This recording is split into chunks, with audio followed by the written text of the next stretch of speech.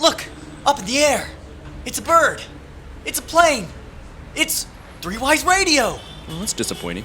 Got this pop figure in my loot crate. The shittiest collectible imaginable for shittiest movie ever. I was gonna say, I don't think you would have willingly bought this. Joe thought it was Green Arrow because he's dumb and colorblind. Looks green to me. I can see that. If you want him, he's yours. Otherwise, I'm going to throw him in the trash can. Or I might cut him open to see what the inside of his head looks like. Ooh. We'll see. I'm down for science. So, but, yeah, this was disappointing. But Science, video games, and a crappy movie all on today's show.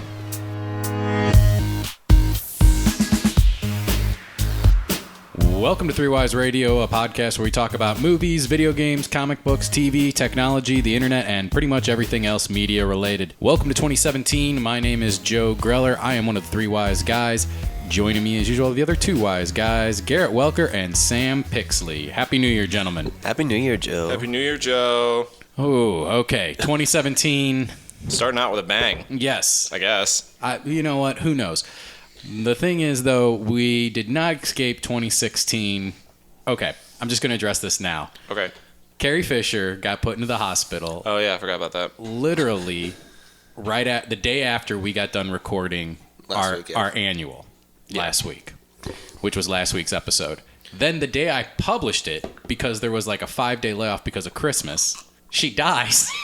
You're saying it's very unfortunate for us, the manner of which she was hospitalized. Oh, I thought you were saying it was died. your fault that she's dead. Yes, I am solely on that plane that flew from London to LA. But no, and then I said something in the beginning saying I hope she survives, and I was sure she would, just like I think everyone else kind of was to a certain extent. But then she passed away, basically that December 27th. And then the 28th, news to me, I didn't realize Debbie Reynolds was still alive until the day after. Yeah. And then I was literally, Sam and I were having this conversation, and then an hour later I go, oh, Sam, guess what? Debbie Reynolds is dead as well. Fun fact. Yeah. When you think of Debbie Reynolds, what do you think of? Singing in the Rain. I think of Halloween Town. It's okay. I didn't know she was in Singing in the Rain. I just know her from the grandma from Halloween Town, so I didn't think she was anything special.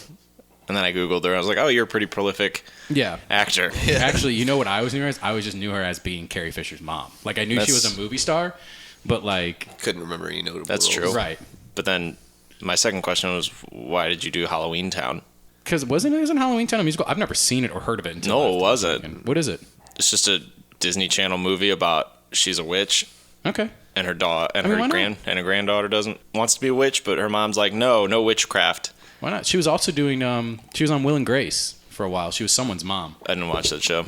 I watched episodes. Yeah. Episodes. But anyway, Carrie Fisher, dead at 60, throws a huge monkey wrench into the Star Wars franchise. A little bit of a shocker. You know, there were tributes on the internet for the past week. Boy, were there. And everything else. I'm a little confused at how we maybe want to attack this. Attack might not be the best word. Yeah. What do you mean? Talk about it then. Because, okay, here's the thing. Carrie Fisher passing away unexpectedly at 60 was a little tragic, I think. Not tragic. Unexpectedly is not tragic? Sam's got his whole formula about her. For me, What's the age cutoff then for tragic? I don't think there's an age cutoff Okay. because I think there's too many factors. All right. I mean, I don't want to break this down to nuts and bolts because I have a very insensitive view of this. But when I know Carrie Fisher from Star Wars and, secondly, prolific drug use, if that's a part of your life, I think the idea of like tragedy, because that takes a toll on your body, unless you're a rock star. And for some reason, it fuels you. Keith Richards. Yeah. So that kind of gets taken off the table for me. Plus, it's not like she was in amazing shape. Like, it's not a knock against her, but she was in better shape, though, and hadn't done drugs in a long time. So it's not like this is a Philip Seymour Hoffman who goes into the bathroom one day and doesn't come out. True. I guess that's fair. It's unfortunate, and, sympathies to her and her family and people that are close to her, but I didn't see it as a tragedy. I mean, this is a thing where we're going to have to eventually get used to this because a lot of the, Everyone is going to die. Exactly. No, in 2016, we felt like every person we grew up are like idolized or like thought that someone who was important to us in a media scenario was dying or on the table. And our generation was kind of like, oh my God, 2016, it's so horrible.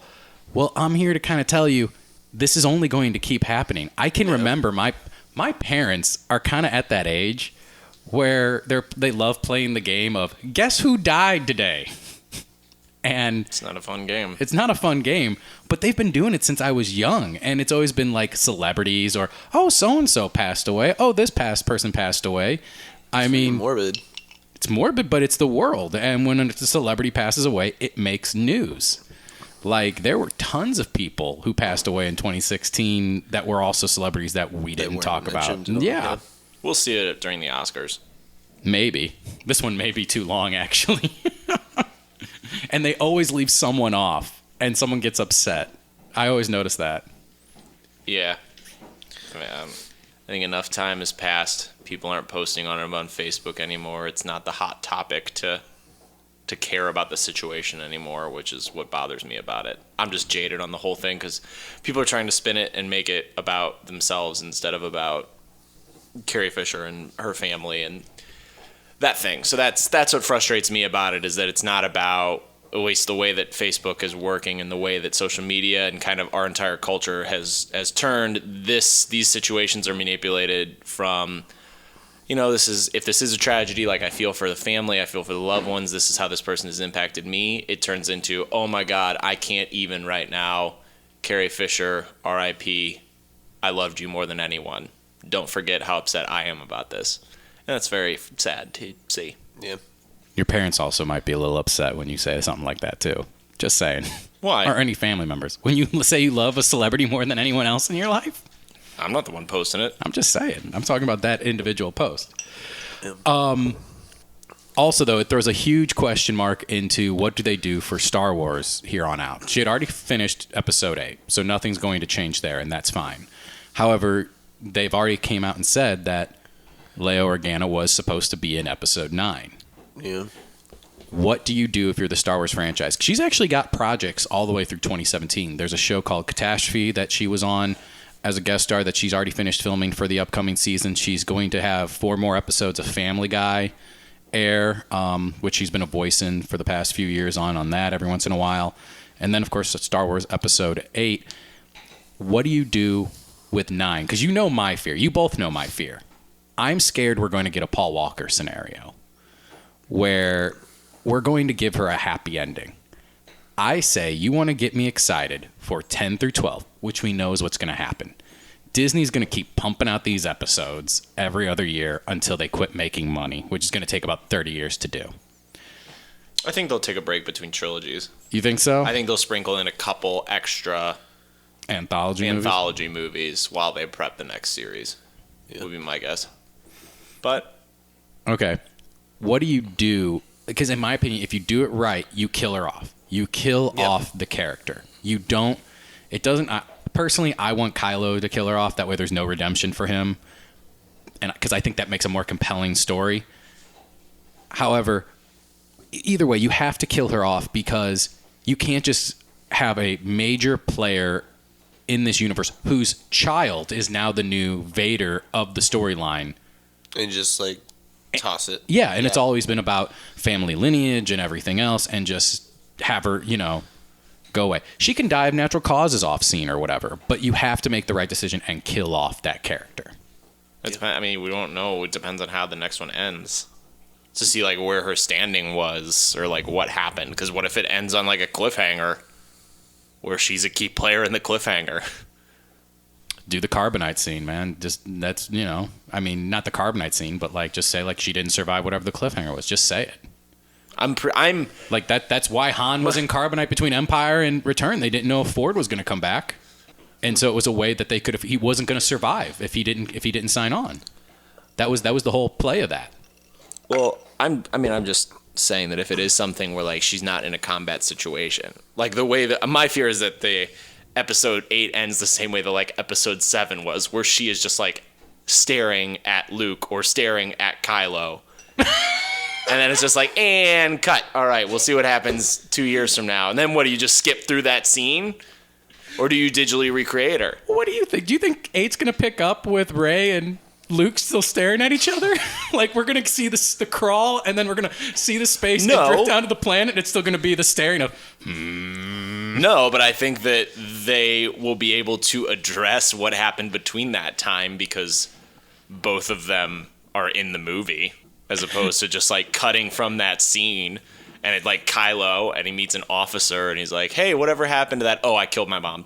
I didn't want to show it though. Don't worry about it. She's dead." That's fair.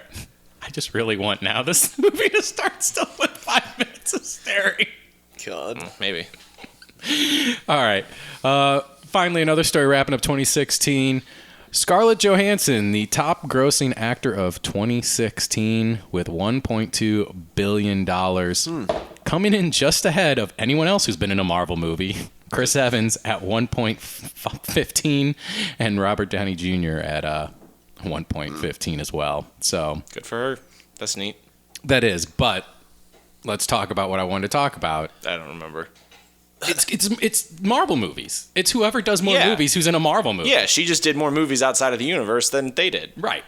Okay. It's this top grossing actor stuff nowadays is so skewed to me because if Pratt put out Guardians and a Jurassic Park in the same year, it'd be him. Yeah. Like it has nothing to do with who you are as an actor. It just has to do with what franchise you're in. Yeah. And how much work you do on the side. That's why I don't. She did a lot of I was side saying, in work. her defense, she did a lot of movies this year. She did. You know? Oh, she needs to be careful because she's on the cusp of Nicolas Caging it on some of these. Yeah. I mean, Lucy and whatever that other one was that was like provocative where she was I know you said it got good reviews or whatever. It just does not, like, I saw the trailer for it. It just did not do anything for me. Under the Skin. Yeah. I mean, that got good reviews. I think people praise that usually, but I don't think she's anywhere near the Nick Cage. I don't think I'm gonna walk through Target and see a DVD with her picture on it. Like, what is this movie? When did this come out? Yet. Give it time. Not yet. You wouldn't do it to Nick Cage that age either. But you said she's almost at that point. Yeah. I think she's still got a while to go and many mistakes to make before she hits that train. All right. Getting into some internet news. The Logan viral site is up, and the first 1,974 fans who sign up at 1974framesoflogan.com with their home and email address will receive a custom limited edition postcard featuring single frames from the final trailer for Logan. Neat. Yeah, do viral websites do anything for anyone anymore? Because it was a huge rage, about 9 years ago with The Dark Knight. The Dark Knight set a new precedent for viral marketing. No, for a film. Cloverfield did. Dark Knight came out before Cloverfield, didn't it? Or was it the same year? I don't know, but Cloverfield was the biggest viral marketing out of anything that I've ever seen. Are you sure? I remember I'm websites, positive. because there were websites that each individual shop in The Dark Knight had for something. And it was all places in the movie. It was the restaurant where Two-Face gets blown up at. It was GCPD. There was an I Vote for Harvey Dent website. Like, there were all these websites. And then, like, a few months in, they all got defaced by the Joker. And the more puzzles you put together on it, it released the first visual image of Heath Ledger as the Joker. And this is before Heath Ledger, this is while they were filming. So this is back in 2007. They came out the same year. Okay. So it may have been about the same time that I remember The Dark Knight being a huge viral marketing thing. I mean, it may have been bigger because that movie was bigger. So it seemed bigger because more people were doing it. But Cloverfield was huge. It was super deep, super. What did they do? Like how I just said, like The Dark Knight. They essentially like put up a big thing to try and like solve. It was just website upon website upon website of something similar to what you said of like corporations. And you're trying to figure out like this Slusho Co. was this company that made Slurpees using this like deep sea organic thing, and then you like peel back the layers of that, and there's some kind of that breaks down into like a mystic story of like an aquatic monster that kind of pushes it, kind of like pushed the idea of, is this monster from space or is it from underwater? And then you just keep peeling back layers of this company and like just kind of exploring that space. But that was pretty impressive putting all that stuff together. All right, leads me back to my original question. Do you think viral marketing is even a thing? And I mean, obviously a thing, but like important anymore? Like, should people do it? Like, to me, it just is. I feel like it doesn't have the impact that it did anymore. I mean, like, it's still important, but we don't see or even really need stuff like this where it's like, let's make like 8 to 10 websites all to promote this one movie. Like that's to me, that just seems like a waste of money to do that. Well, it's also the world we live in, right? And like the details. I can't remember the last time I was shocked by a movie. Well, yeah, I can. It was the Cloverfield Lane movie. Oh, that you mean a movie coming out? Yeah. Like now we know everybody that's cast in everything before anything happens, so it's almost impossible. Like I wouldn't even say that the Wolverine thing was viral marketing. I mean, I guess it is, but I think viral marketing's always been used as a term to describe internet marketing. That's all it is. I suppose. I like the idea of when you do something like Cloverfield, where it's a project you don't know what it is, you know a big name that's in it, and then you're trying to, instead of putting out trailers or instead of doing things like that, you're trying to tease people into getting excited about this movie through that kind of material, instead of just like, oh, first people to sign up for this, get this. Makes sense. Sorry. In other news, Hulu has basically signed a deal with Disney for 60 movies that are exclusively coming to Hulu. To me, this seems also like another headline that's just kind of pointless because Netflix already has signed a deal with Disney to exclusively show all their films. Disney's slumming it out. Yeah, pretty much. Like Disney, it sounds like they're just giving it away to anyone who will pay for it. Well, what movies is it giving it? Just not the Marvel movies? All the animated movies. Oh, okay. But all the animated movies are still coming to Netflix as well. So it's not an exclusive deal. It's just a deal. Yes. They just bought the... Yeah. I mean, yeah, it's going to sell its rights to its shows. Like, that's how you make the money. Yeah. And I think the biggest thing that's smart is that they're realizing, well, people are either going to download these illegally or we can make it easy for them to stream. So let's get a profit somehow. Yeah. So I think it's, again, smart on Disney's part to just kind of put the ball out there, knowing it's going to be stolen anyway. Obviously, is there anything that would make you go to Hulu at all anymore? Because I don't even think they have television. It's whenever I really want to weekly. watch a show that's only available on Hulu, and then I will create an email account to get a free trial. And then I'll watch the show for a week and then stop the free trial. Do they even have any original content they want? Like 11/22/63 was good. 2263, The Path. Is that any good? I've only seen like one episode. Mixed and feelings about it. Okay. It wasn't what I was expecting, but it's turning out to be pretty good. I'm kind of enjoying it. So, It's high praise. I know they picked up the Mindy Project. That was kind of like their pickup thing of. what else they got? They got Empire. No, that's on Fox. Like, I mean, I'm sure they show Empire, but new episodes. Well, yeah, because come out Fox on and Hulu. Fox is partnered with Hulu, I believe. I think Okay. they get the stuff right away. All right, they're still one of the ones because I know CW doesn't do it anymore, and that's what I used to go to Hulu for. Yeah. Finally, some movie news. None of us saw it. I will admit I was intrigued by it because I like the actresses in it. But Bad Moms is getting a sequel next year, and it's a Christmas sequel set for winter of 2017. So perhaps that will be our Christmas movie of this year. It's a possibility. Good for them. We'll see. Good cast. It was a good cast. I just... Didn't see it. Yeah, I know. I don't really...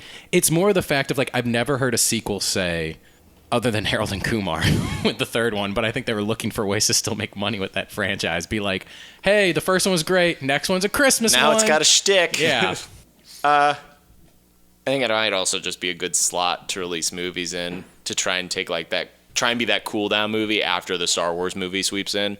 Yeah. If that makes any sense. So like Star Wars kills it, and then most people have already seen Star Wars before Christmas, and then like, oh, let's go. I'm with the family. Let's go see this movie with some family members. You're obviously not going to bring all family members to see that. Well, it probably will be a November release, actually, if it's a Christmas movie. Because that's I usually guess so, when your too. Christmas movies come out. Well, maybe it's right before. I don't know. Yeah. Because as we found out, don't release your movie on Christmas if it's no good. What came out? The movie we're about to review next. That's right. On this show. Hey, thanks for calling. I know you've had a long week, but we're all here for you. Thanks again for calling Three Wise Radio.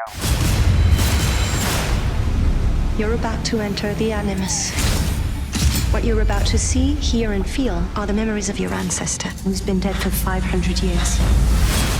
What do you want from me? Your past. Wait a minute. We work in the dark to serve the light. We are assassins. This is my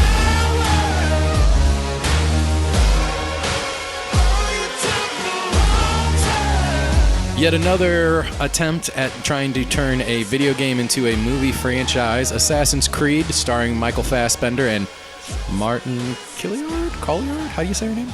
Marion Cotillard? That French actress from Fufu. Inception and Dark Knight Rises. From all of Christopher Nolan's films. Yes. And Public Enemies, which was actually probably, in my opinion, her best role.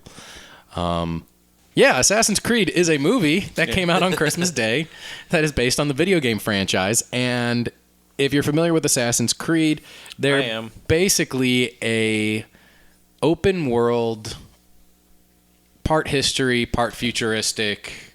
It's an open world action-adventure game that thinks it's a sports game because they need to come out with a title every year. It wasn't originally. It wasn't original. But it became that. The last 6 years, it's been that. Yeah. Oh yeah, because they keep making so much money. Yeah. And Ubisoft is a company, so. No, I understand. It's because of EA. I mean, action adventure games to me are not sports games. Like, is there really that much of a difference from year to year with these games? Because like and that's why they pushed it back the last year and said we're not making one because they're running out of ideas. Well, we did get it. We got it in the film. We got it in the version of a movie. Sure. They didn't put one out this year because they're like, we're focusing all our manpower on this movie, and you know what? You probably shouldn't have. Yeah. Okay, let's get into it. I don't even know how to begin because this film to me was boring. And weird. It felt like an art house film.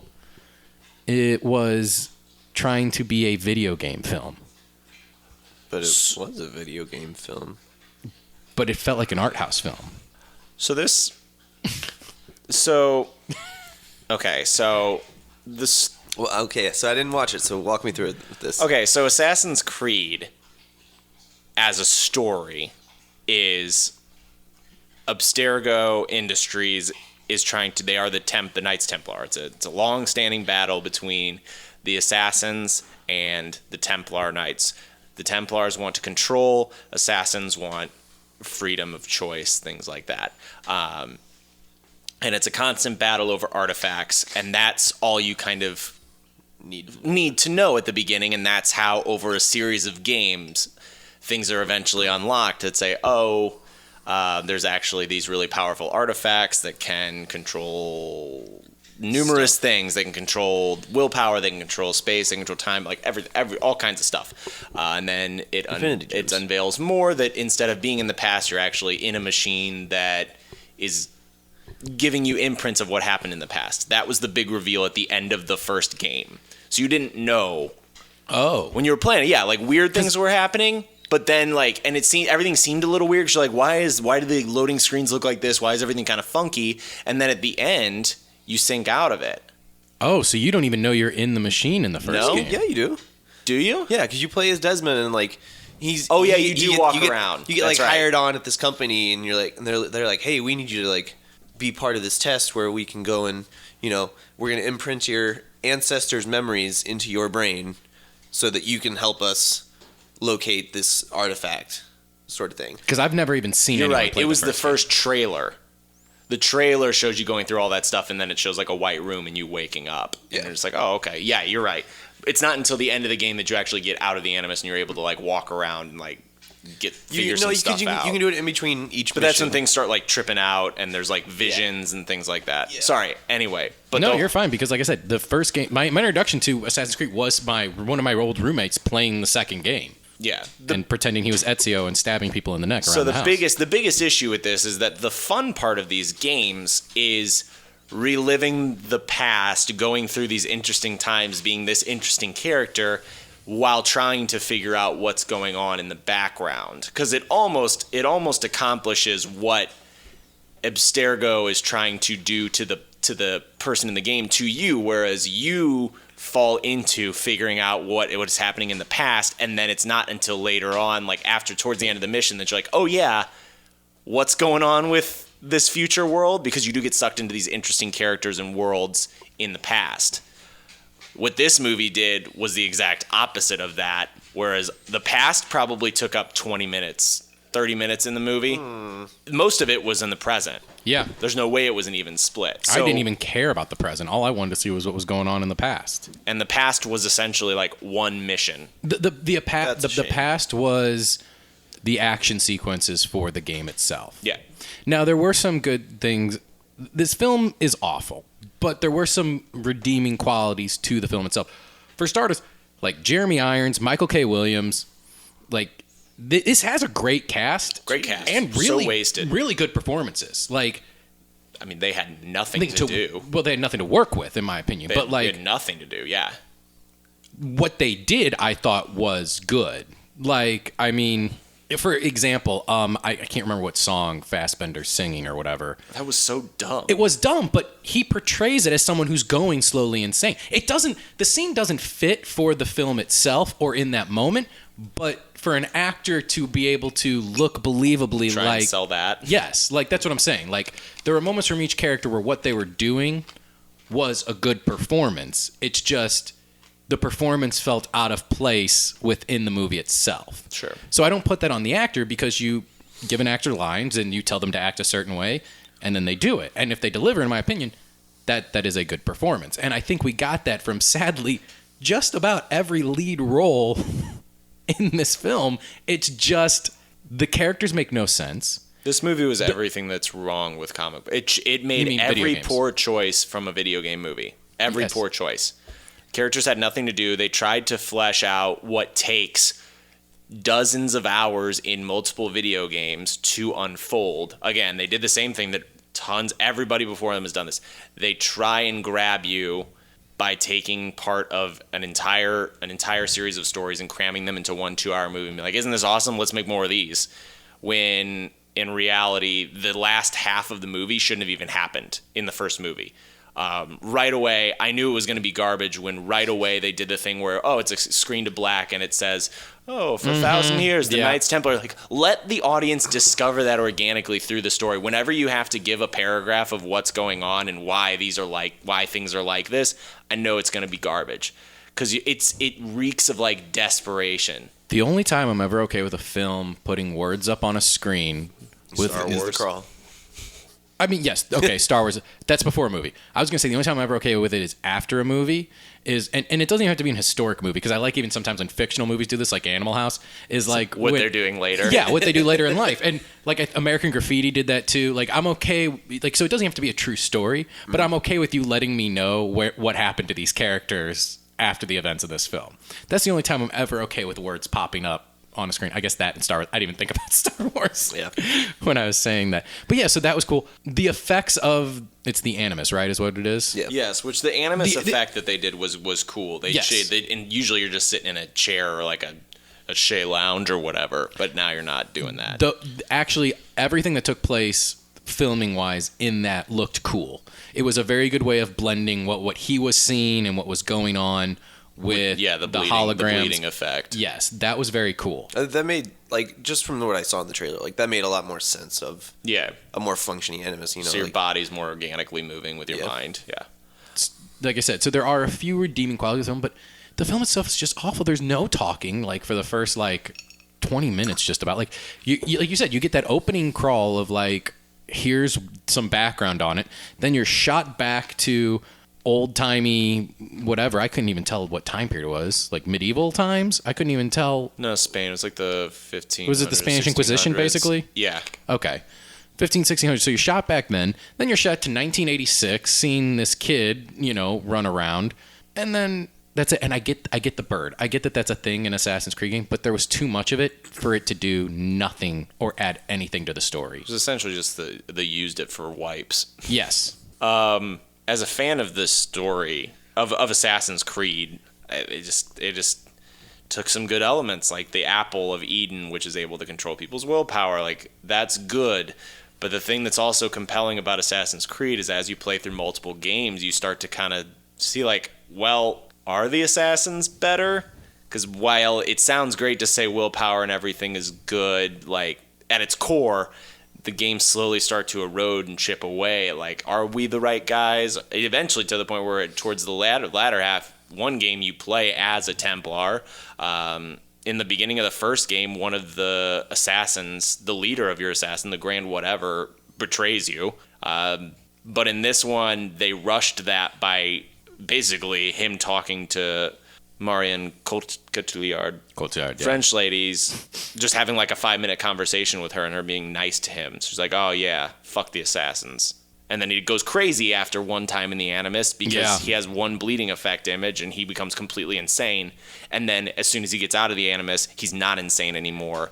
It was all over the place. It was, but there was one part where I was actually starting to laugh out loud in the theater because there's a one part where it seems like even Michael Fassbender wasn't even playing a part anymore. He was just like, what the fuck is going on? Like, this is just awful. The scene where he's eating. Like, yeah, there's a scene in like, they try and be like that was trippy. Kind of funny because it felt like even he was like, this is all ridiculous as a film. Well, they trying to be trippy at times and try and like just again like there's a lot of neurological stuff going on here, and so that's part of Assassin's Creed.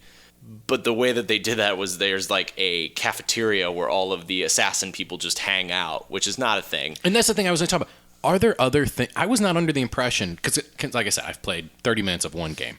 But I was never under the impression that this is a place where all the assassins from all the games you've ever been are just hanging out, doing stuff. As the Assassin's Creed franchise just kind of imploded in on itself. In the original story, you didn't really know if there were a ton of them going on as far as you were concerned. There's been test subjects, but you're right now, what is it, 117 or something like that? And you eventually, or you're 118 and you get like visions from 117 and like the bleeding effect and things are starting to fall because apart. Even in the third one, don't you like grab whatever you need and then you go off to a separate area and you're no longer in the company? Yeah. So. Things break apart like that.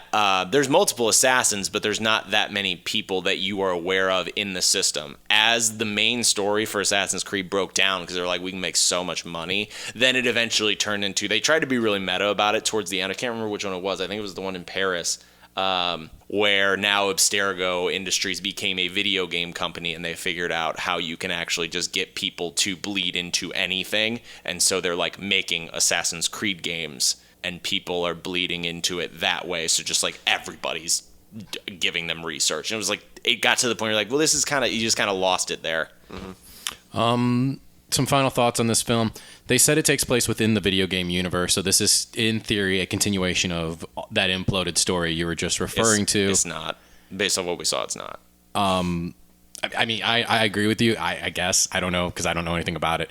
The only things I can find is that apparently Jeremy Irons' character is briefly in the first game, according to what I'm reading online, as the CEO of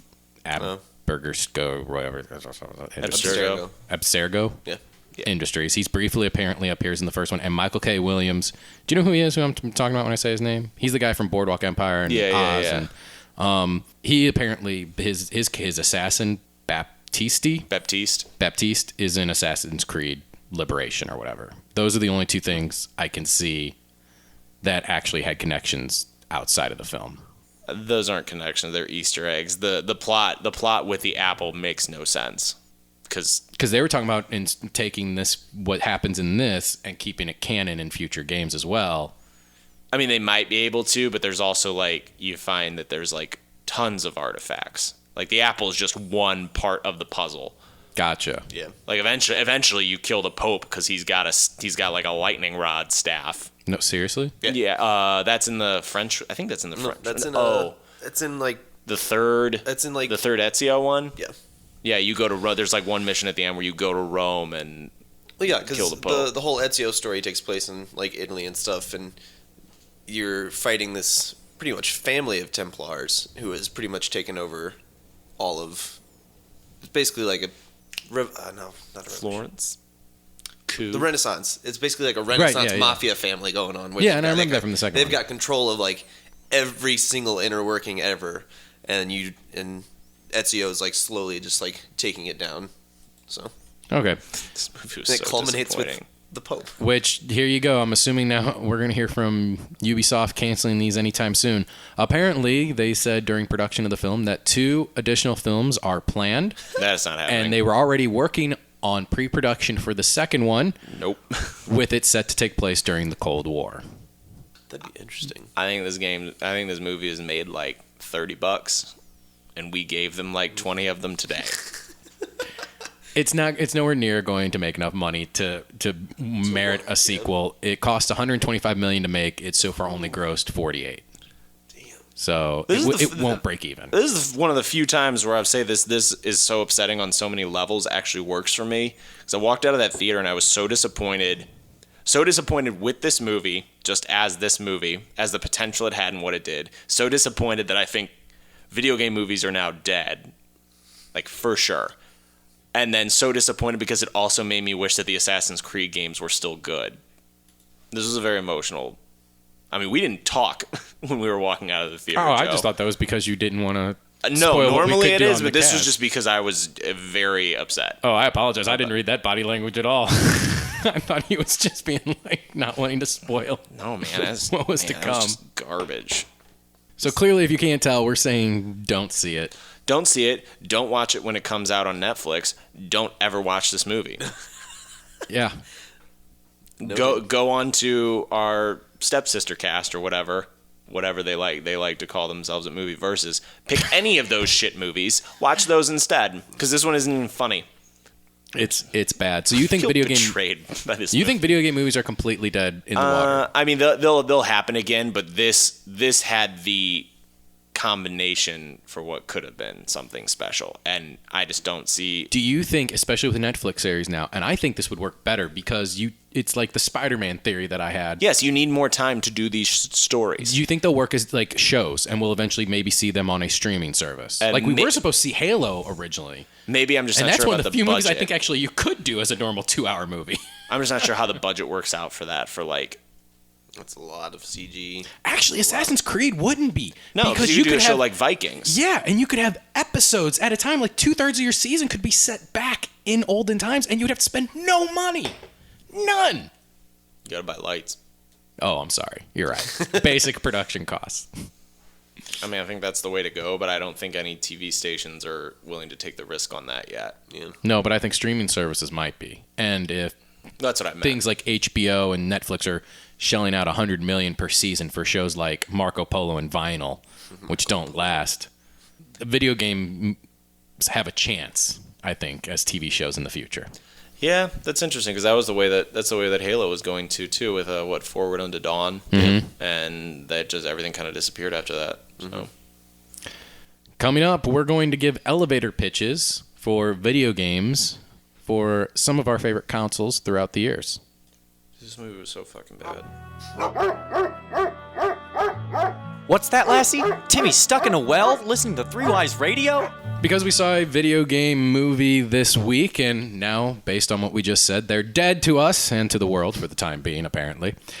We thought we'd have a video game segment where we're going to have to give an elevator pitch. So about like 30 seconds. 30 seconds. That's about it. To the 7th floor where the executives are. Exactly. You've only got 30 seconds to try and sell an executive on a video game for a console. And we're going to start with the current ones, and we're going to go all the way back to the 3rd gen. Because fuck Atari and fuck Pong. Yep. So, Pong the movie. I mean, you want to hear my pitch for Pong? I've got one for... You make Pong air hockey, and you put numbers on the little bars, and you only have like a tiny goal you got to defend. There you go. That's my pitch for Pong. the movie. Oh, no, just the game. To modification on Pong the game. To repackage it to sell as a game. But we're trying to make them movies. Yeah, okay. So what are you doing? I have no clue. That's how they made games, though, for Atari. I know. They just took basic data bits and were like, all right, we've got this. Is there anything we can do a little bit different? Oh, color the aliens green and call it Centipede. Okay. And by green, I mean a different color of gray-brown. It's all gray-brown to me, man. All right, Sam, what is the current generation? So the big thing that I did here was for all of my choices, I tried to make them games that I thought could have been made into movies. Because anybody that says, oh man, Final Fantasy VII should be a movie. No, there's too much in it. There's too many characters. Fuck off. That's how you get nightmares like Assassin's Creed. Mm-hmm. So I tried to pick things that could actually be a movie because they're not as like big in people's hearts. So Joe, would you watch a movie about this? And then I guess I'll see if Garrett, if you can guess what this game is. Okay. I mean, you should be able to because, well, it's Overwatch. I think the current generation should be Overwatch. Ready for your pitch? All right, Joe. So basically, this is a story. It's a modern world. We're in the future. We've made robots. It's essentially iRobot. The autonomous robots turn on us. They're called Omnics. They eventually almost take over the world, but they hire a special group of people called Overwatch, which is comprised of like a lady that can time travel, a monkey that can talk and is super smart, a guy that was raised from the dead. So like essentially a League of Extraordinary Gentlemen / Suicide Squad type of crazy people. They stop the horde of robots, and then their group divides and they get disbanded. But then 30 years later, the robots come back and they have to get a ragtag group of them back together to stop the threat again. Would you watch this movie if it were in the vein of a Suicide Squad where this group gets together and then we learn how each of them came about? Think of it If as... you slow it down, I think you run into our Assassin's Creed problem when you jump the 30 years. If maybe those are two different movies, yes. What I would do is you ignore the part... the part where I No, said- the part about the pre-war is like a 15-minute beginning. Okay, so it's more like a preamble, and then we jump 30 years Then we jump into... because the whole idea Okay. of the movie is, this is 30 years later, these people all have to get back together again. Okay. Who's our antagonist or protagonist? Sorry, Wilson the monkey. monkey. Because he brings everybody back together. He's a super intelligent monkey that has a lightning gun. All right, I've actually got one. I would watch it. Okay, perfect. I would watch Let's it. make it. All right, I got one for this. All right, go. Rocket League. I Okay, hear me out. Please be like a death race sort of scenario. Basically, so in the future, all other sports... So you have like a rollerball scenario. In the future, all other sports are banned because of the violence and the carnage. So we've kind of combined it into one type of sport, and it's Rocket League. And you have a kid who's basically comes from a long lineage of like race car drivers. Sure. And Jimmy Earnhardt. basically, yes. And he has like that, you know how there's different kinds. There's a van who's like the bigger cars Yes. and everything else. And everything has that sports mentality where bigger, stronger, more powerful is better. So he goes for sleek, faster, and kind of Dominic Toretto's it and goes back to like the old school of cars. A Prius. Yes. Yeah. No. But, and basically becomes MVP of the league. I would not watch that movie. You wouldn't watch that movie? No, because the last movie that I remember that was sports, but then they put wheels on it was Rollerball. That movie was great. That movie is horrible. That movie is so entertaining. Wait, not. Which one? The Con or what's the one dude with, from? Isn't LL in it? Yeah, so that's the remake. Yeah, that one. Okay, you never seen the original? No. With James Caan? No. They're both great. I would not watch that movie. All right, fair enough. Let's go on to. I wish you the best of luck, though. I have one for this generation. Yeah, all right. Let's go into the PS3 and Xbox 360 for Okay. chatting. So, all right, Joe, this is what I've got for you for PS3. You ready? Mm-hmm. You'll know what this is, Garrett. All right. So we're in 1912 in a floating city. Essentially, we're in a different America where instead of being pushed on religion, the founding fathers become glorified as the new religion. We basically have two groups of people, the nativists and the founders. The founders are essentially white supremacists, and the natives are people that think that everybody should have rights in this city that floats above the United States and is somewhat autonomous.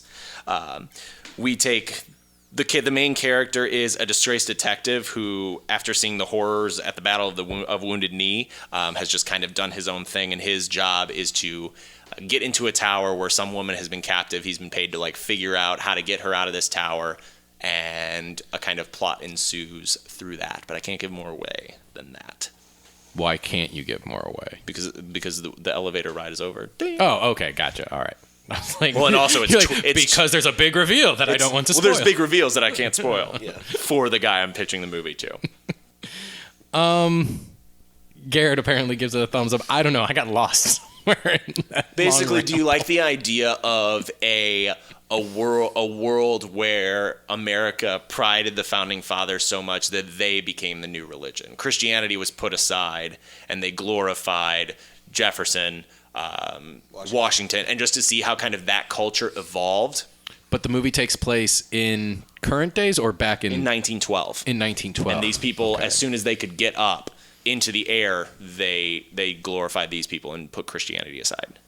Yeah. Okay. I would. This is BioShock Infinite. All right. I say BioShock Infinite because, again, I think that BioShock is a game that is too detailed. There's too much going on there, and I think people are a little too loyal to that game, whereas I think people would have a little more flexibility with BioShock Infinite, and it's a little more of a self-contained story. Yeah. Also, you have fire powers and other powers.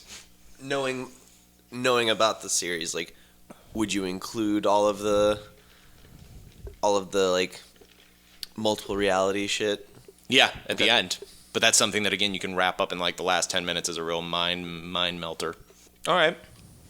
Okay, Garrett, you have one for this? No. Perfect. Is it me again? No. I I got one for 360. All right. It's the late 1800s. Perfect. You're a cowboy. You're coming into a new town. Is it Red Dead? It's Red Dead. Yeah, fuck yeah. Just say it's a cowboy movie. Yeah. Is it Red Dead Redemption? Yes. Okay. I watch that one too. I like the idea because you could get the same actor to play the son and just kind of make him up a little differently.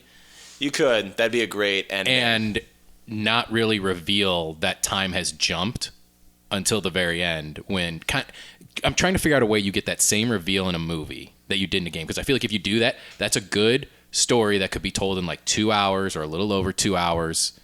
I think you just from use like complete. You use the perks that you have of the Western style, and you just have him with a hat on and have him like covered up, and you fade to black at the end when you kind of do like a Butch Cassidy and the Sundance Kid, like fade out, and then you fade back in, and then you so it can be a different actor, someone that looks similar, and then You're right. and then you can give that reveal that that it's in fact the son that's come back for revenge. Yeah, because I think then also that's a good game. with the son opens up your pathway for sequels and everything else. Yeah. Also, it makes it easier just because it's just a cowboy movie. Yeah, You just have to make a cowboy movie. No one's gonna be like, that's not the plot. No, but I also think if you tie in the Red Dead Redemption title, like that would get people to go see it. Yeah. You could like have little Easter eggs of characters and everything else. Like There's no way anyone's ever gonna make a movie and call it Red Dead Redemption. No, I'm not saying you do, but you could put a movie within that universe and have him meet other characters, side characters within that interview. It'd work a lot easier than what Assassin's Creed just tried to do. Sure. And I think it could sell. All right, normal PlayStation 2 and Nintendo GameCube. I actually was gonna jump back. I was thinking of one while you guys were Okay. doing that. So this movie would definitely it's gonna appeal towards our fantasy fans. But Labyrinth. no. No. It's going to appeal to our fantasy fans. It's going to be following the story of a Ranger of Gondor. And his outpost is attacked, left for dead. He actually has died and has kind of been brought back through mysterious terms that will be explained throughout the movie. But it's just kind of his path as he goes through and tries to stay alive behind enemy lines in Mordor.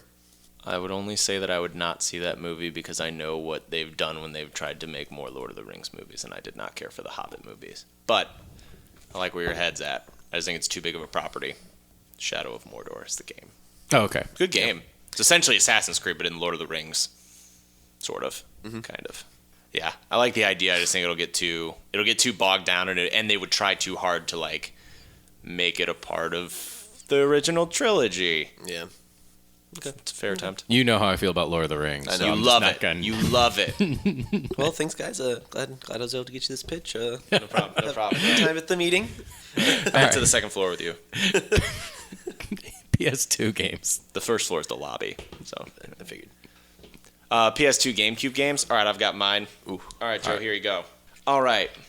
So you play a highly decorated police officer, SWAT guy, very very talented man, and the president's daughter has been kidnapped. You're in a special task force. The president's daughter has been kidnapped by a cult in Spain.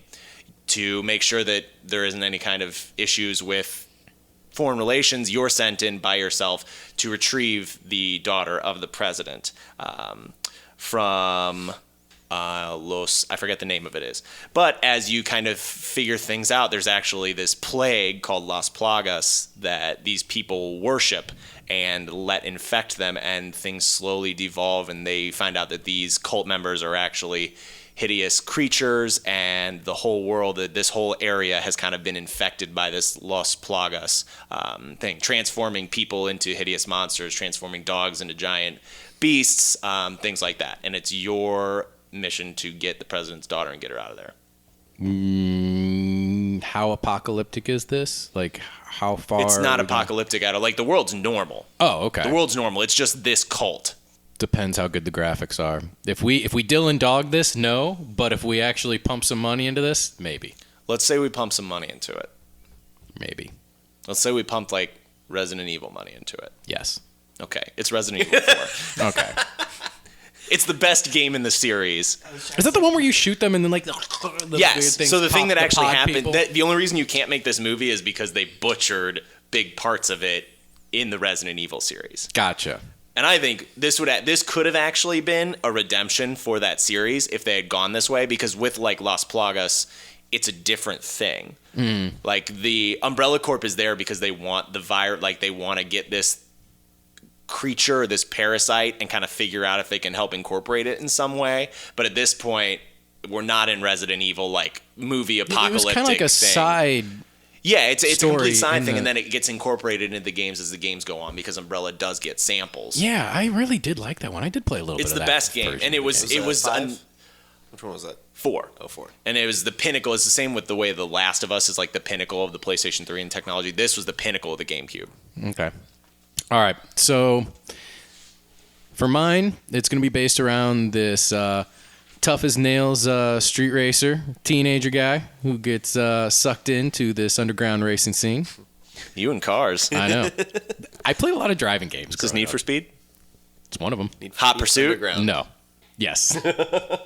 So you get sucked into this world of underground racing, but there's different types of racing to work your way up. It's not just drag racing, Sure. stupid normal drag racing. Can you drift? There's also drifting races. right. There's also circuit races. Nice. There's better cars. There's garages, and There's this. garages. I would hope so. And better cars.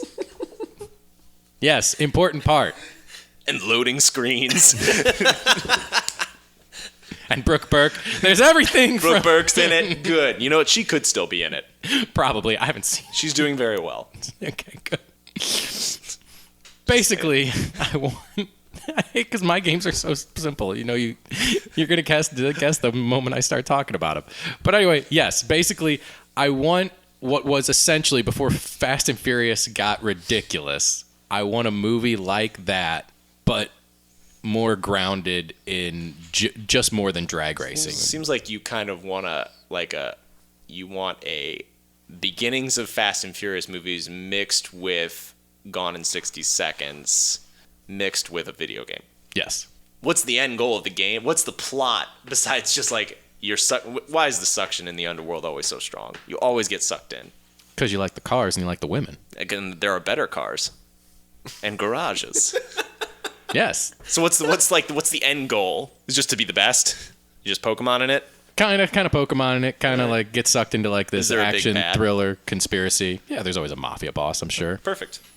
You have to add a whole plot to this because this story didn't have a plot. Wait, didn't they make Need for Speed? Yeah, they did. With Paul. I not never Paul saw it. Walker, Aaron Paul. Jesse Aaron Pinkman. Paul. Yeah, I never think saw it. it. Did bad. Yeah. But that that's was because it wasn't more- underground enough. No, it wasn't underground at all. That was more Hot Pursuit games than anything else from Damn what right. the trailer I saw. Just got to be edgier. Hot Pursuit was also really good. The only thing I would recommend on the pitch, talk a little bit more about how edgy it is. Okay. And then I'm on board. All right. Carrie, do you have something for? All right, so this is gonna be a ninja movie. Ninja Gaiden. No, Damn it. I want you to think kind of in the vein of man, I'm really messing this pitch up already. Fuck. Yeah. I'm sorry. Is it the movie where it's a ninja movie, but then there's a helicopter? Yes.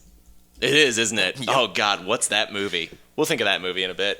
It's a ninja movie, and then there's a helicopter. That's a lot of them. What? That's a lot of them. A ninja movie with a helicopter? Anyways, so Any Steven Seagal movie yeah. ever. So our main character is the last surviving member of a ninja clan. He carries a cursed sword that is slowly draining away his life force. Okay. But he is able to kind of combat that if he kills other people. He chooses not to, though. He's kind of on the path of righteousness. But obviously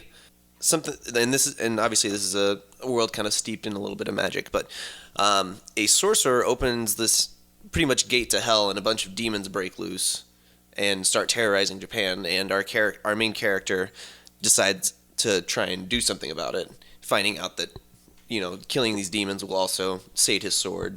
And as you go along, you find out that the sorcerer has also resurrected a lot of the dead members of his clan, and they have kind of been infused with like demon powers, and they are he's trying to fight them and make his way up to the sorcerer so he can like stop all of it. Okay. Is this Soul Calibur? Not Ninja Gaiden. It's not. Oh, what's that one game? I mean, I'd see it because ninjas are great. Yes. I'd see it. I have no clue what game you're talking about, though. This is Shinobi. Oh, right. Yeah, there's not enough loyalty to. Yeah, you could do this. I don't think it'd make any money though. You gotta keep the budget low. We could do it really cool though. I guess. The first boss is a helicopter. But we could cut that out. Could it be a drone? A small drone? No. Yes, but I'll tell you what you have to do with the helicopter. You have to kind of James Bond it, and that's like your opening scene mission. Yeah, I like that. That's your hook. That. Okay. I would say because even aside from that, like the city pretty much goes to shit. Like as soon as this portal goes open, like people pretty much disappear or are killed off pretty easily. So you don't have to pay for any extras. So you don't have to pay for extras. Bam. The city's desolate pretty much within hours of this happening, and so it's just demons, our main character, and then our clan members, however many we want to include. There was like 5 or 6 of them in the game. I would say 4. Okay.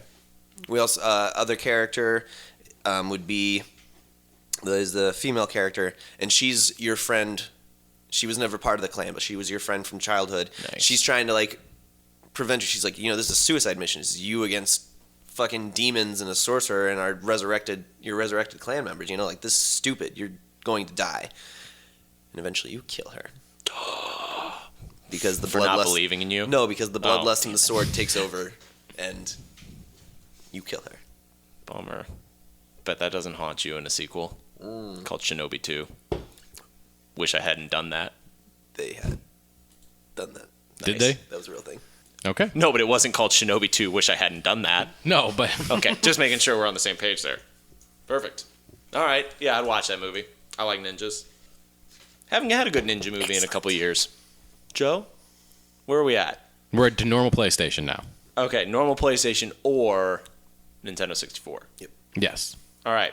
So this is my pitch for you. I want to hear this. All right. So two friends who you wouldn't think are friends. Keep in mind this is a kids movie, but it's got some good adult jokes in it. Okay. Two friends who just explored. Wait, is this Banjo and Kazooie? Damn it! I finally did it to him because now we're getting into games that I played. Like we're getting into my types of consoles that I did. Banjo-Kazooie. Two unexpected friends. Damn it! The answer All right. is yes already. All right, and I will pitch this to the world. Two unexpected friends find out that a witch, let's call her Gruntilda, has created a machine to make one of the friends' sister less pretty because she's so pretty, and Gruntilda wants to be the most prettiest. These friends, one a bear, one a bird, go on a magical musical adventure to stop her via what I recall being board games. I think some of them were. Are there like puzzles and There's things? there's a game show. Yeah, there definitely There's is a game one. show at the end because then they beat her. You win. She runs away, and then Oh, after wait. the credit scene, the sister is like, "Hey, she's still got away. You got to go get her." No. No, I think you're combining it with the sequel, With Banjo and Banjo-Tooie? Kazooie, Yeah. Banjo and Kazooie Tooie, or whatever. In the original one, she kidnaps Banjo's little sister 'Cause she's too beautiful. because she's too beautiful. She's going to steal her beauty so that she can make herself beautiful. Great plot. It is great. You end up pretty much killing her, and she kind of exists like Voldemort style. You know, On someone's head.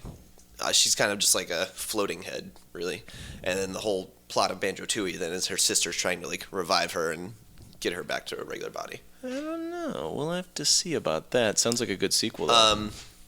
The game show was in 2. It was in Banjo-Tooie. But yeah, the jigsaws were your pathway into other worlds. Okay, then let's not incorporate that because I don't want to put too much of a game into this movie. But I think with the current tech that we've got now, after seeing Jungle Book, we can make this happen. Ooh. Oh, I think so too. All right, perfect. Banjo. That's great. How'd you nail it off? 2 friends. 2 unlikely friends that should I didn't even No, say you unlikely said- the first time. I just said 2 friends. No, you said something else too. That I didn't get to it. You said 2 friends that probably shouldn't be friends. no, there was something else too. I forget what you said, but there was something. I said or GameCube or no, Nintendo it was 64. children's movie. Oh, it's a children's movie, and then you're like 2 friends, and I'm like, oh, I know what this is already. And that has adult jokes in it. I'm like, Dick. yeah, that's what did it. Okay, it was children's movie that has adult jokes in it, and then you're like 2 friends. I'm like, I got this. Or if we want to pull a reverse of that, where it's an animated movie that's, just full of adult jokes, we can do Conker's Bad Fur Day is a movie in and of itself. okay, Yeah, But there's too many rights there. I know. We can pull some strings with Fox. We can HBO. We can do it. I feel like we can do it. Are you pitching one? A little bit. Conquer. I'm assuming that you guys know what. I mean, Conker's Bad Ted Fur Day made is. money, Yeah. and it's essentially Ted, but way worse than Ted. Did you ever play Conkers? no, I didn't play that one. Okay. It's the same company that did Banjo-Kazooie. Essentially, you play this very foul-mouthed squirrel, and you pretty much go through it's just a big spoof on all the movies that were coming out at the time. There's Terminator. There's not really movies, but just all of movies and TV at the time. There's Terminator, Sopranos, Alien. What else was there? This was also when games really wanted you to know that they were for adults. You're Yeah. like, look at how edgy this game is. Gotcha. No, All right, don't buy it, kids. But buy it. had the M rating on it, I'm sure. Oh yeah. Because I think Alright. it was the first big M-rated game. This is a big deal. About And the this first game. M-rated games were like Mortal Kombat and things like that on Sega Genesis because of the It blood was just weird because it was splattering. like a cartoon. I mean, they were all cartoonish, but this one was like cutesy characters that were should have been geared towards kids but weren't. Yep. Joe, you got one? I do. Okay. So there's this scientist who has been ridiculed by the scientific community. Damn it. Scientific community can be very harsh. It is. And he, for his experiments on animals. Earthworm Jim. No. Damn it. And he takes one of these animals and evolves it into human form and does horrible, horrible experiments on it. This animal eventually escapes and vows to get revenge on this doctor and has to go through a Tommy gun wielding bodyguards and everything else to fix it. And his major weapon is giant blocks of TNT that he manufactures himself. Yes. I'm totally blank. Oh, Bomberman? Nope. No. Garrett, what Crash Bandicoot. Yep. Oh, yeah. Crash Bandicoot. Yeah. If you took Is that what the movie is? Is that what the game is? Yeah. If you take the CGI of Scooby-Doo and even kind of go somewhat Scooby-Doo, somewhat Jungle Book, and you could make this a dark, modern day movie, I think. To where it's it's an Australian doctor who's basically Dr. Cortex, who's I'm going to start experimenting on animals. Oh, here's my creation. And the creation comes back and vows revenge on it. Dark comedy. I never knew that was the story of Crash Bandicoot. I just Oh, yeah. remember jumping a lot. Yeah. All right. It could be a good dark comedy. All right. I'm on board. Yeah. I'll take it. What's next? It took me a very long time to figure that out. I was like, what fucking game is this? Like I said, these are finally where I can get into the actual stories because I played these games over and over again to where modern day games, it's if it's not a comic book sports movie or something like that, or South Park, I'm out. All right, we are to Super NES. Perfect. Ooh, that's the one I didn't do. Yoshi's Story. That's the one I would make into a movie. But I don't have the pitch for it. Does anybody have one for Super NES? For some reason, I skipped straight to NES. I don't have one for Super NES. I have one for kind of this. I'll tell you what, this could be for Super NES because I'm not quite sure. Which system it released on? No, Let's actually. just say 2 more each. They can be whatever. All right. All right? So All I right. got 2 more. Okay, go for it. Whatever yours is, go All for right, it. this one's for NES. So, we'll say it's about a group of kids. and aliens invade the Earth. But for some reason, the waves that they emit, kind of like brain waves or some kind of manipulation in chemistry, turns essentially all people, animals, things like that, rabid. And they essentially become these kind of zombies. And it's about these group of kids who, instead of being affected by these rays, actually get psychic abilities and powers and have to fight through these waves of people to save the Earth and eventually get towards the mothership, like the kind of mother being, and destroy it. Think like the group of Super 8, like the group from Super 8, but give them psychic powers and have them fight back against hordes of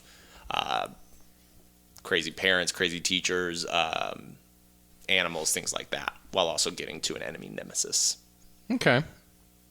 I would watch it. I feel like this is how sadly how a lot of these video game movies get made. It's got to be a good cast of kids. Like, I love the cast of Super 8. It's got to be kids that are able to pull all these performances. Does anybody know the movie or the game? No. I know the game, but I'm blanking on the name right now. Earthbound. Okay. Ness from Super Smash Bros. Is in it. Oh, yeah, no, I didn't play that one. Don't worry about the ending, because the ending's really kind of weird. So you can write a new ending. Games, it's like a... Yeah, but that ending's real funky. Real weird. Yeah. Garrett, you have one? No. You don't have one for this? I'll be... All Okay. right. All right. So... Frogger. No. So we have this creature. Basically, It okay. can hop. Let's say it's trying to get about and not die. So it's Dracula, but it's not Dracula. Castlevania. Yes. Trying to figure out, because this isn't mine. You said two more each, and I'm trying to come up with one on the spot. This has evolved into us vaguely trying to say the plots of video games and figure out what they are. I'm okay with it. Which isn't bad either. No. I feel like... No, because Castlevania was one that I had... I always felt like Castlevania could have been turned into, because Castlevania was one of those like games that I'm like, I could see be a movie. How you go to, I would always watch movies and be like, oh, I could see how this could be a video game. But Castlevania was one of those games where it's like, I could see how this could be a movie, not realizing that Dracula was a real story and everything else when I was young or whatever. But Yeah. I'm surprised no one's ever tried to take, especially when the vampire craze was huge like 5 years ago, that no one ever tried. Sexy enough. No, you couldn't make it. It was 8 and 16 bits. You could have been like, it was sexy, you just didn't see it close enough. Like, we didn't have the bits to make it sexy. But the movie wouldn't be sexy enough. The movie could be sexy enough. It had like the damsel in distress with like the old like torn clothes, like that was always on the romantic novels. You could make that sexy. Yeah, you could. Use all 16 of those bits. All right, so I'm gonna pitch you my final. All right, I've got one more as well. My final thing. If you stole mine, No, I beat you definitely up. didn't steal yours. You don't know that. So there is this company who is trying to make the hottest new games in town. And they come up with 2 surefire games based off movies that they think are going to make tons and tons of money. And the word on the street is that these games are going to go so hot for Christmas Day that the stores order more and more of these, and what ends up happening is it turns out that these games don't sell at all. No. So this company has to end up closing up shop and burying all these games that don't sell. Basically, yes. It's the video game crash of 1983, and the 2 games are E.T. and Raiders of the Lost Ark. You son of a bitch. Look at you getting meta. I would watch one on those games because it's basically the downfall of the second generation console, and it almost kills the home console because they think E.T. is going to be, and Raiders of the Lost Ark is going to be like the best games ever, and they're the worst games ever. They don't sell. Stores over-order, return them, and they just did a documentary where they actually went to the burial site and dug up all the old E.T. games. If you show me one of those, like in the sense of like The Big Short or something like that, Like the rise and fall of that, of that era. Yeah, I think that'd be great. I think it'd be interesting. I think it'd make a great movie. I know I cheated because it's not really off a game, No, but that's fine. it has ties into the game itself. Okay. No, I mean, it would probably be a better movie than any of the other movies we've named, unfortunately. Those would be probably better received. Yeah. That's my Oscar bait one. All right. Fair enough. You ready for my last one? All right, It's yes. a real humdinger. All right, so you're going to get this in 2 seconds. So, we live in a fantasy world where instead of, I'm trying to think of a way where I can not spoil this immediately. All right, hopping on the elevator, ding. All right, so I got this new pitch for a movie. So the hottest thing for people to do in sports is to ride flying ostriches and poke each other with sticks. Do you guys still not know what this game is? No. Okay, so that's the hottest thing to do in all the land. We go to a lowly peasant boy, because he's not wealthy enough to ride an ostrich, in the sky. I have no clue. Have you guys ever played Joust? No. Oh my god. Were you jousting on ostriches in the Yes. Yes, and you could flap, and you would just flap and try and poke each other. No, I've never even heard of Oh, yes. This is a classic game. But here at the end of my pitch. Okay. So you're this lowly peasant kid who's not allowed to have an ostrich because he's not wealthy enough for an ostrich. Okay. Dude, you went all the way back. This is an Atari game. Yes, it's Joust. So, played by whoever. I don't care. But you stumble upon some of your family needs money, otherwise they're going to get kicked out of their mud hut. You stumble across this old, and these ostriches can talk, mind you, this old drunk ostrich who's a real pain in the butt. But somehow you guys have to end up working together and rising through the ranks. And so it's about this really nice kid and this drunk has-been ostrich working their way back up to glory. My only requirement is that T.J. Miller play the ostrich. I'm okay with that. Definitely okay with that. No, and apparently this has even been like... Oh, Joust is huge. Yeah, and like this was even nodded to in games like Mortal Kombat 3 and stuff. I'm shocked you guys have never heard of Joust. No. This It's the pinnacle. This is amazing. I mean, it's not. The object is to progress through levels by defeating groups of enemy knights riding buzzards. Buzzards. Whatever. No, I have not heard of this. This is awesome. That's amazing, the fact that you guys have not heard of this game. Yes, I greenlight this immediately based on the fact that I think we can catch the current era of teenagers and early 20s people by surprise. Okay, but On T.J. this Miller story. has to be the buzzard. I mean, yeah, that's... Just think he could be a real prick, you know? Yes. All right, cool. Print it.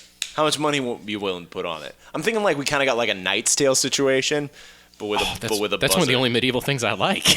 Yeah, so we got that movie, but with flying buzzards. It's like Knight's Tale, but then whenever they joust, they play Quidditch, but they just poke each other instead of going. They just stab each other. Are we using real life buzzards? Or are we using... Oh, it's going to be an Are animated we like buzzard. Mr... Okay, we're not Mr. Edding this? No, because Like putting peanut butter in the ostrich's mouth You're not going to be to... able to really ride a buzzard. All right, yeah, I'm still down. Yeah. Hottest hit of the summer, maybe? Or You win. Perfect. Joust. Joust. How the fuck have you guys not heard of Joust? Ugh. You heard of Centipede? Yeah. Yes. Okay. Missile Command? Yes. Okay. You want to keep going? No.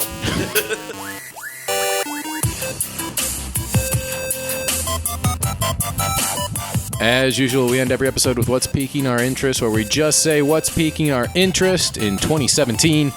I'm going to start with Garrett, because Shocking. why change it? Garrett, what's piquing your interest? What's piquing my interest is something that Joe and I were discussing the other day off air. What? So, the ending of Rogue One and how we could have a small movie out of just the stories of those guys that were getting killed by Vader. I would love a short film from them because there's going to be one of three, or even all three, different aspects of them seeing that. Either A, they're people that are old enough to remember that Vader is responsible for like the Jedi being gone, or B, they know of his exploits from like what he's been doing with the Empire after it was established, and it's like, oh, he's a big bad general, like don't mess with him. Or C, there are people that have never seen a Jedi in their life, don't even know what they are, don't even know who Darth Vader is, and this is just, What's that red thing? So basically, yeah. So basically, think of a horror movie where Vader is the creature and the monster, and he's just in the shadows until like the very end, and you seeing people like fly around and getting choked and that'd be cool. but it's from the perspective of those people, because like I was thinking about this when you see like Vader just tossing those guys around. I'm like, dude, if this is the first time they're seeing this, like this has to be the scariest Shock shit. and awe, baby. Like, and as we just said, it's only going to add to the lore, because they're either an ancient creature that you know of, that all holy shit is real, or like it. So, and you could have that like old creepy guy that's in every horror movie being like, I remember the Jedi and the Sith. I've seen it. You don't want to go run a gas in there. station? Yes, he runs the gas station on Alderaan. Perfect. Oh, too soon. There's your movie pitch. I think like that would work. I'm into it. Sam, what's piquing your interest? Unfortunately, completely not anything related to what we talk about. The Green Bay Packers won the NFC North. That's okay. And they're in the playoffs, and they've got a third seed. Yes. Third seed.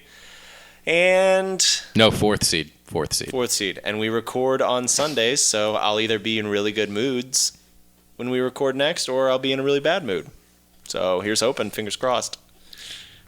We may record on a Monday to give you time To heal. Yes.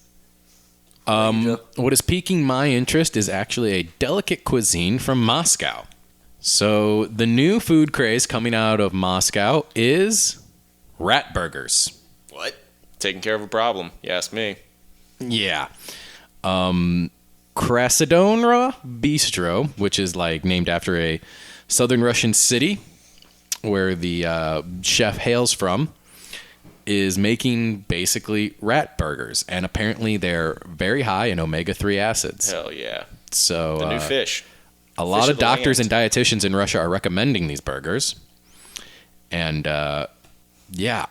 just There's no way that there's a rat problem or a food shortage problem, and the government is telling these people to say that these are good. No way. this can't be healthy No for fucking way, Garrett. you. This can't be healthy for you. No, it could, because I think that if you read a little more of the story, I think that there's like, they're not just finding rats. Okay. It's not like they're just like, collecting rats off the street and then dripping them in bleach and be like, these ones are good. I think you're just picturing like a bun with a cartoon dead rat on it. No, I'm picturing but I'm also picturing like the fact that it was a rat, and like I know where I think rats they're only live. using like specific rats that are Kind of harvested, or are farmed at this point. Fingers crossed. Knock on wood, yes. So yeah, that's gonna do it for us this week. Do we even have a topic next week? I don't know. We'll figure something out. We gotta think of something. 2017 is gonna be a long year. Yep. Hey, if you want to contact us, there's many different ways you can. Man, after 60 episodes, I'm starting to slack on these segues. But you can look us up on Facebook at 3Wise Media. Find us on Instagram at 3Wise Radio. Find us on Twitter at 3Wise Radio or hashtag 3Wise Radio. Email us at 3wiseradio@gmail.com. Our sister podcast, Movie Versus, comes out every Thursday, so make sure to check that out. What are they doing in the new year? They know yet? I know they just finished all their Christmas episodes. Thank goodness. No, I don't know what they're doing. They come out on Thursdays, I believe. I said that, yes. Yeah, I don't know. Your segue was so bad that I tuned out. That's fair. You gotta grab me. And now you can tune out as well. We'll see you next week. 3Wise Radio is a production of 3Wise Media. For more information, check us out on Facebook.